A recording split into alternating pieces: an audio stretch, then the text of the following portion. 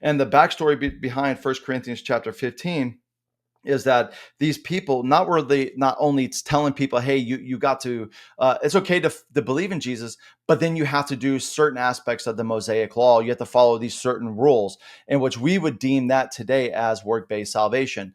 That is a false teaching, but that is not what they were actually attacking. What they were actually attacking was the resurrected Christ. They were teaching that there is no resurrection. And so this is what Paul is addressing right now.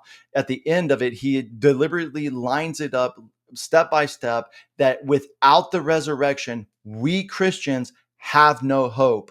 And so that is the backstory of First Corinthians chapter 15. Let's read the first 3 verses. It says, now I would remind you, brothers, for the gospel I preached to you, which you received, in which you stand. So he's telling them right away, hey, you received the gospel from me. Now it's time to stand on it. You're already standing on it. Don't sway from the gospel. The gospel is Jesus plus nothing. Don't let these false teachers or Judaizers or the elders that don't understand the gospel come in and try to sway you a different way.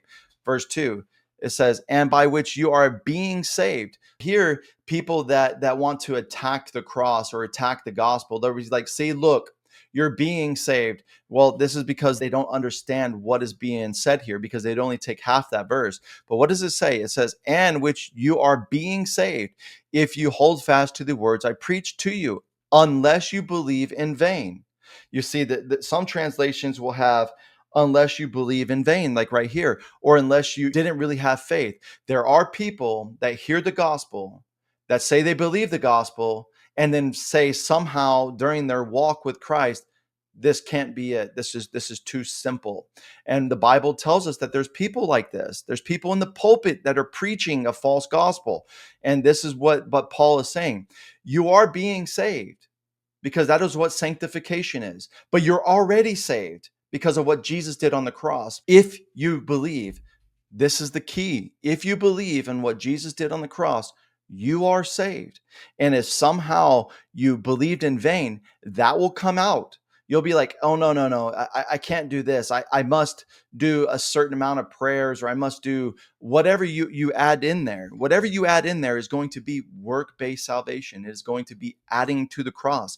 And you cannot do that. And the Bible tells us the cross is foolishness to those who are perishing, but to us that are being saved, it is our blessed hope. So believe in the gospel, even if it's simplistic, and even if it's easy to understand. The gospel is what saves us.